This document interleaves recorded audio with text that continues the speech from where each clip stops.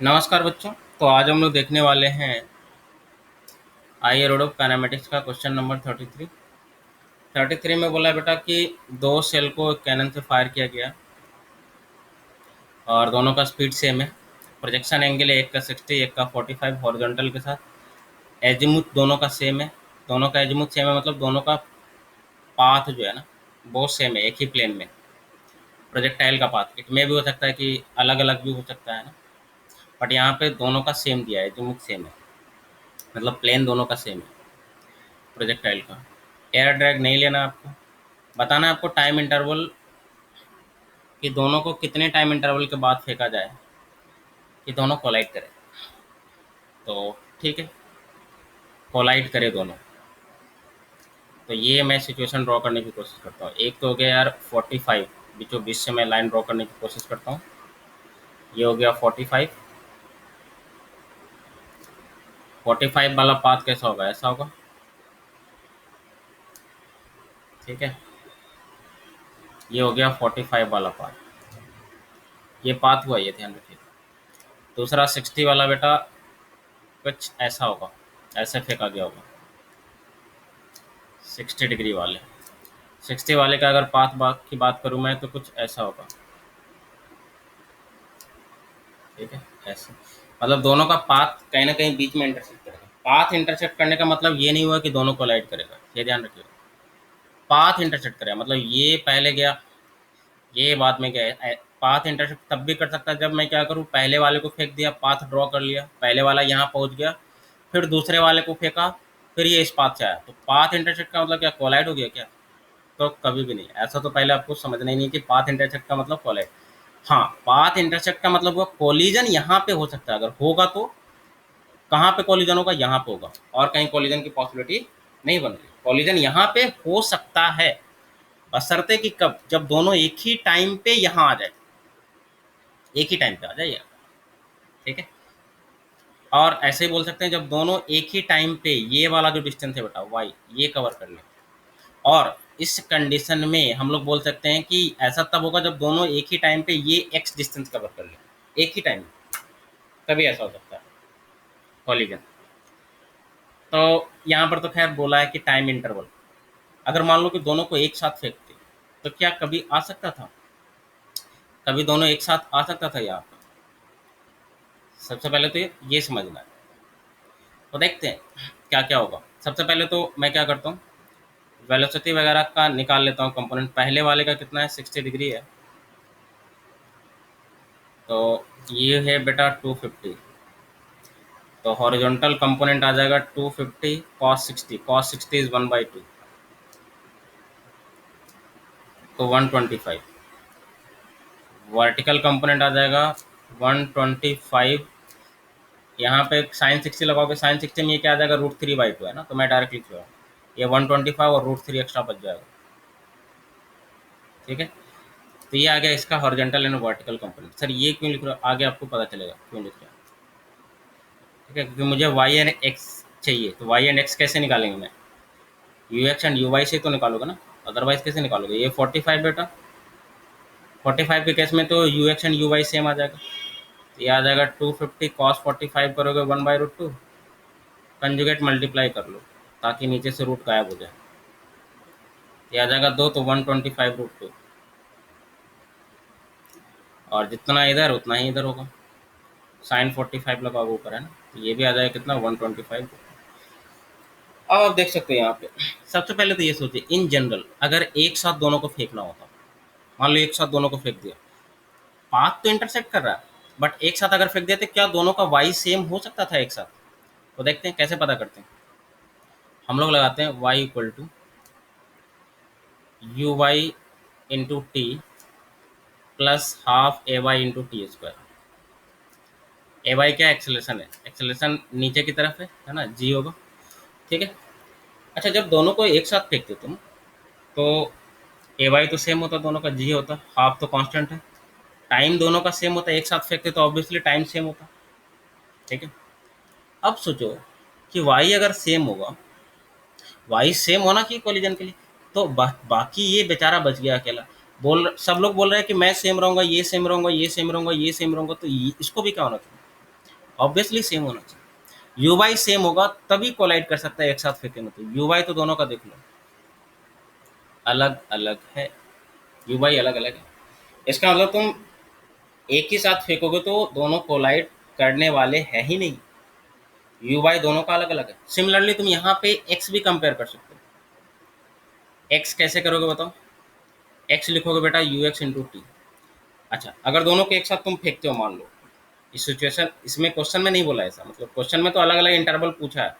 अगर एक साथ फेंकते तो क्या कोलाइड करने का कंडीशन क्या होता है? एक्स तो दोनों का सेम होना चाहिए, हॉरिजॉन्टल में सेम डिस्टेंस ट्रेवल करना चाहिए। एक साथ फेंकोगे तो टाइम भी सेम, तो यू एक्स सेम होना चाहिए। दोनों का यू एक्स अलग अलग है। क्लियर? तो इसका मतलब ये हुआ कि सर अ, दोनों को अलग अलग ही फेंकना पड़ेगा। अब देख लेते हैं कि क्या दोनों को अलग अलग फेंक कर कोलाइड कराया जा सकता है या नहीं कराया जा सकता। ये भी तो कि दोनों को अलग अलग फेंके तो तब भी कोलाइड ना करे। तो देखते हैं क्या होता है इसमें। देख बेटा, सबसे पहले तो दोनों को अगर अलग अलग फेंकते हो तो दोनों में क्या क्या होगा? टाइम अलग अलग आएगा। सबसे पहली बात, एक्स डिस्टेंस ट्रैवल करने में ऑब्वियसली तू देख यहाँ से, सेम एक्स को कवर करने में कौन जल्दी पहुंचेगा? ये वाला जल्दी पहुंचेगा, ये वाला बाद में पहुंचेगा। तो अब सोचो दोनों का एक सेम करवाना है, सेम करवाना है तो किसको पहले फेंकना चाहिए? इसमें धीरे धीरे कौन चल रहा है? धीरे धीरे चलने वाला जो है, ये धीरे धीरे चलने वाला है और ये बोल रहा है कि भाई मैं तेजी से चलूंगा। तो सोच सबसे पहले किसको भेजना चाहिए? बोलना चाहिए कि इसको कि भाई तू पहले चल जा, मैं आके बाद में तुमसे टकरा जाऊंगा, कोई दिक्कत, तुमसे मिल लूंगा मैं बाद में, तू चला जा पहले। या यहाँ से भी आप कंपेयर कर सकते हो, दोनों का एक सेम करना है बेटा।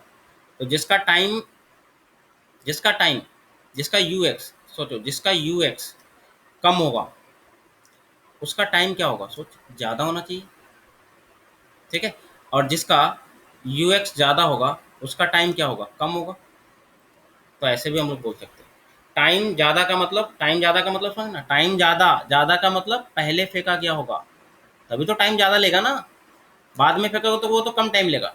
टाइम कम का मतलब बाद में फेंका गया होगा। क्लियर?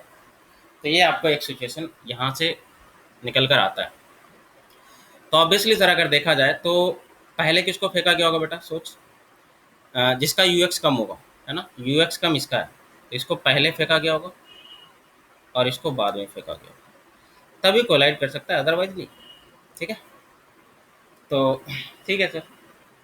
अब चूंकि क्वेश्चन में कोलिजन का बोल दिया तो पहले मैंने इसको फेंक दिया, तो एक तो कंसेप्ट यहाँ से आ जाएगा कि दोनों का एक्स सेम कर दिया। दोनों का एक्स क्या कर दिया बेटा? सेम कर दिया।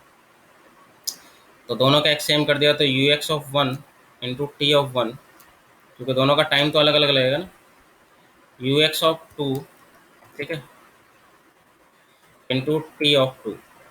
यू एक्स वन का कितना है? वन का हॉरिजॉन्टल वेलोसिटी है 125 इंटू टी वन। सेकेंड का कितना है बेटा? 125 root 2 horizontal direction into t two. यहाँ से एक रिलेशन निकल कर आया दोनों के बीच, जो कि आगे यूजफुल हो सकता है। मुझे सोचो क्या निकालना है, टी वन निकालना है, टी टू निकालना है, या क्या निकालना है? मुझे डिफरेंस बताना है दोनों के बीच का, दोनों के बीच का डिफरेंस बताना है। तो दोनों के बीच का डिफरेंस क्या होगा? सोचो, दोनों के बीच का डिफरेंस का मतलब मुझे t one minus t two बताना है।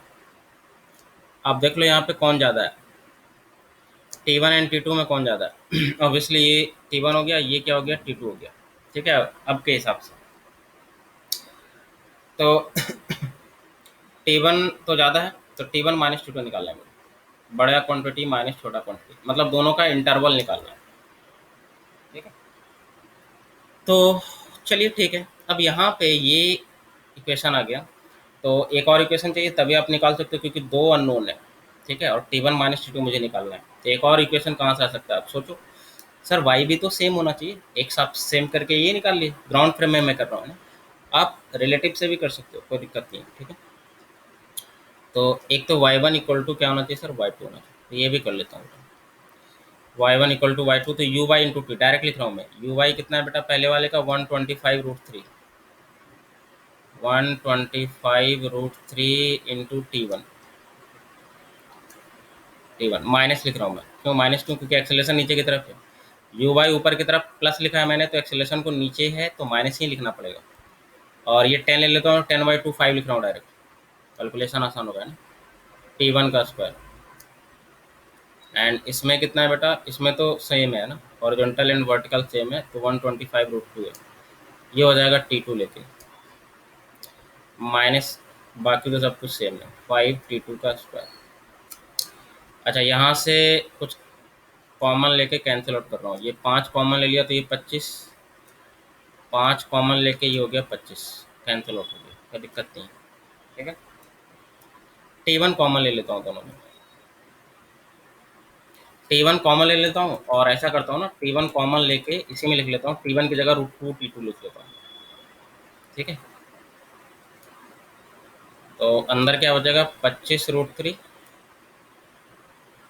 T1 ही कॉमन ले, ये ध्यान रखना, ये पूरा T1 है, T1 ये पूरा है ना, T1 तो बाहर निकल गया, माइनस ये T1 अंदर वाला बच गया, ये यहीं पे रहने तो ऐसे ही। यहाँ पे बेटा T2 कॉमन ले ले, T2 को नहीं रख रहा, देख कॉमन क्यों लिया था, इसको क्यों रख दिया, क्योंकि ये कैंसिल आउट हो जाएगा, नहीं तो एक लाइन और लिखना पड़ता मुझे।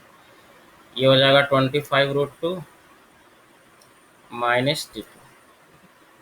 ठीक है, ये कैंसिल आउट हो गया, √2 से मल्टीप्लाई कर लो तो ये आ जाएगा कितना, 25 √6 माइनस √2 T1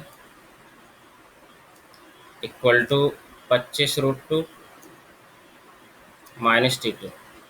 मुझे क्या निकालना है, T1 minus T2, T1 minus T2 तो इससे आने से रहा है ना, तो पहले T1 या T2 में से कोई एक वैल्यू निकाल लेता हूँ, उसके बाद कोशिश करूँगा। 25 √6, ये इधर आ गया माइनस,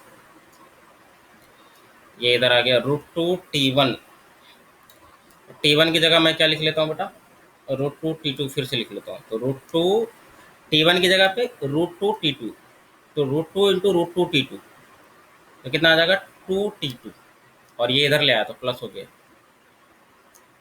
ठीक है, तो देख पहली दफ़ा क्या आ गया, T2 निकल कर आ गया, T2 कितना आ गया यार, 25 कॉमन ले लेता हूँ, √2 भी कॉमन ले लेता हूँ, चल 25 ही कॉमन लेता हूँ, √6 माइनस √2, कैलकुलेशन कर लेता हूँ मैं कितना आएगा ये निकल कर, 6 का रूट माइनस 2 का रूट इंटू 25, ये आ रहा है 25.88। अच्छा, T2 आ गया, तो T1 कितना हो जाएगा बेटा, T1 हो जाएगा √2 टाइम्स T2, तो √2 से मल्टीप्लाई कर लेता हूँ, इंटू 2 का रूट 36 आ रहा है, लगभग 36.6। मुझे क्या निकालना है, T1 माइनस T2, तो दोनों को डिफरेंस कर लेता हूँ, तो माइनस 25.88, ये लगभग निकल कर आ रहा है 10.72, 10.72 और लगभग 11 सेकंड में मान सकते हैं। ठीक है, तो दोनों के बीच का जो गैप होना चाहिए टाइम इंटरवल का, वो कितना होना चाहिए, 11 सेकंड का गैप होना चाहिए, है ना, 33 में। इसमें आंसर चेक कर लेता हूँ मैं, तो ये दिया है 11 सेकंड का गैप दिया। ठीक है, अच्छा, इसको और भी तरीके से किया जा सकता था, रिलेटिव का कंसेप्ट यूज के भी कर सकते थे, रिलेटिव का कंसेप्ट यूज के कैसे यूज कर कर लेकिन कैसे करोगे, तो थोड़ा सा ये लेंदी होगा। ठीक है, चलो हम लोग देखेंगे नेक्स्ट वीडियो में कैसे करते हैं रिलेटिव का भी कंसेप्ट यूज करके। ठीक है, तो फिर मिलते हैं हम लोग नेक्स्ट वीडियो में।